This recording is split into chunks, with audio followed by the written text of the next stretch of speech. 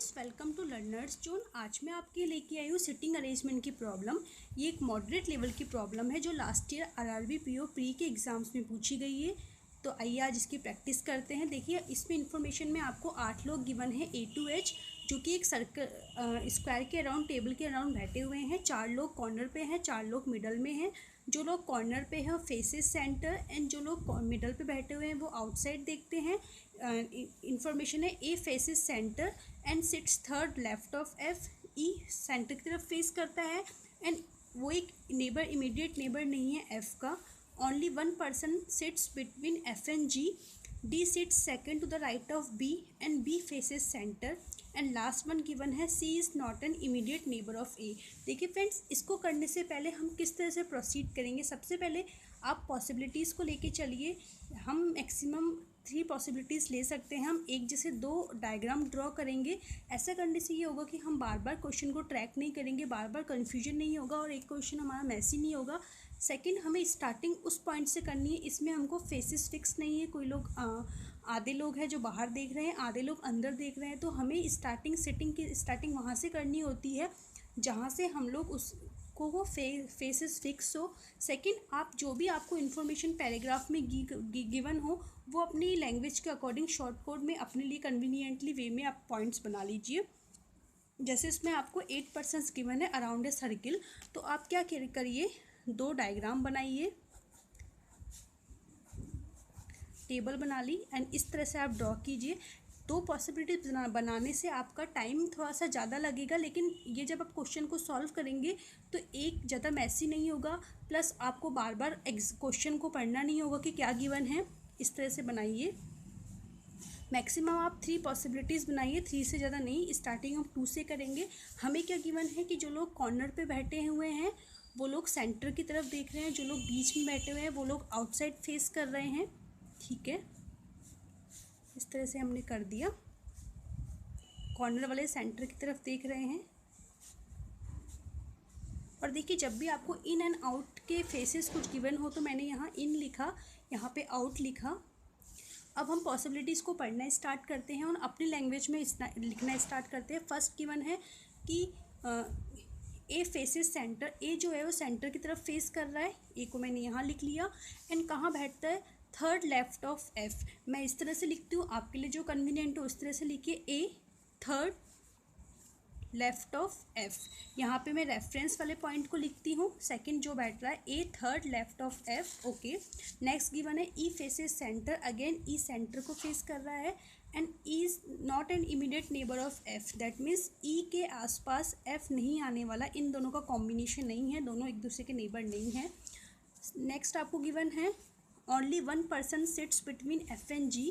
That means F and G के बीच या तो ये कॉम्बिनेशन होगा या फिर जी एंड एफ, इनमें से कोई एक कॉम्बिनेशन होने वाला है। ठीक है, और आपको गिवन है D sits second to the right of B.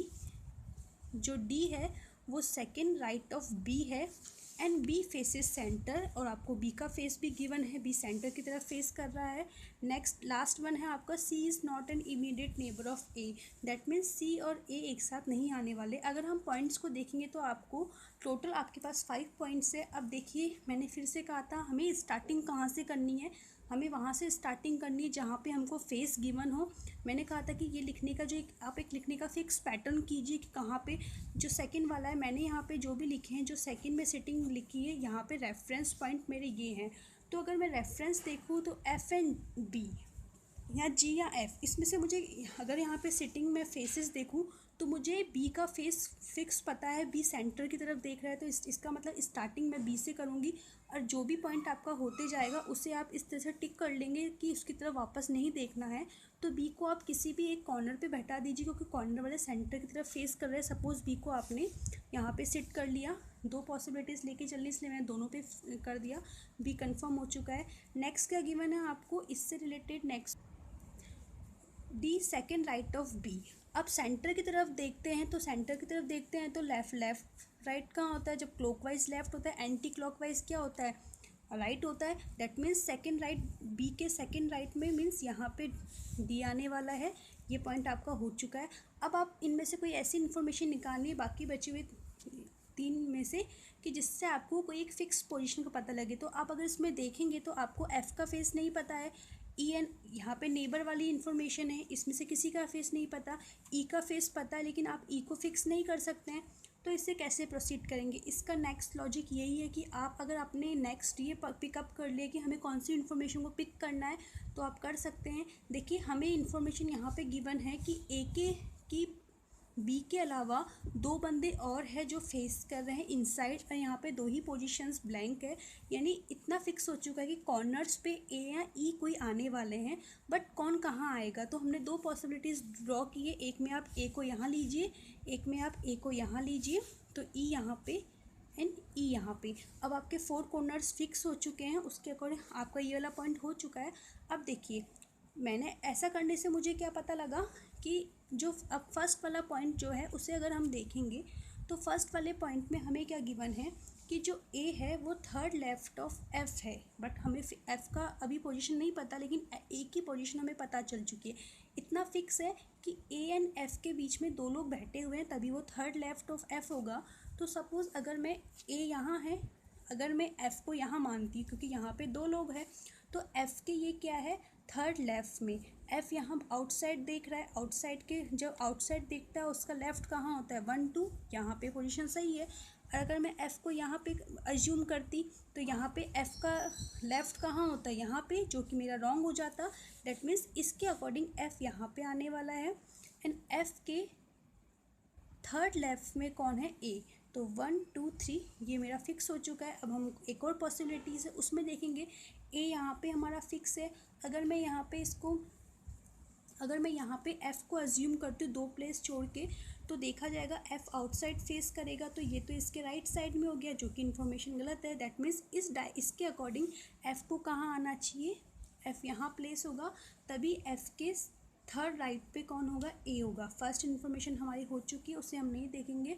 Next हमें क्या गिवन था कि ई एंड एफ़ एक दूसरे के नेबर नहीं हैं, लेकिन अगर हम इस पॉसिबिलिटी को देखेंगे तो इसमें ई एंड एफ़ एक दूसरे के नेबर हो चुके हैं, तो ये हम दैट मीन्स हमारी पॉसिबिलिटी क्रॉस हो चुकी है। इसको हम प्रोसीड करेंगे। ई एंड एफ़ अगर एक दूसरे के नेबर नहीं होंगे तो एफ़ इन दो प्लेसेस में नहीं आएगा, एफ़ ऑलरेडी आ चुका है, इसका मतलब ये हमारी पॉसिबिलिटी है, इसको हम टिक कर लेंगे।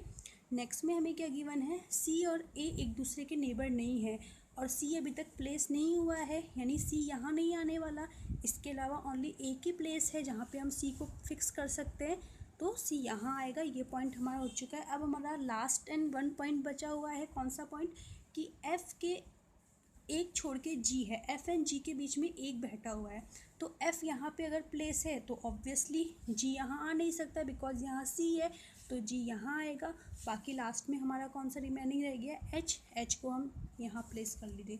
तो ये friends last year RRB PO pre के एग्ज़ाम्स में पूछी गई एक प्रॉब्लम थी, एक मॉडरेट लेवल की प्रॉब्लम है, इजीली सॉल्व हो सकती है। इसको आपको मस्ट एंड मस्ट एग्ज़ाम में करना ही है, इसकी प्रैक्टिस कीजिए, इसके इस साल भी आने के चांसेस ज़्यादा है। थैंक यू फ्रेंड्स, अगर आपको मेरा वीडियो अच्छा लगा हो तो प्लीज़ मेरे चैनल को सब्सक्राइब कीजिए, वीडियो को लाइक कीजिए।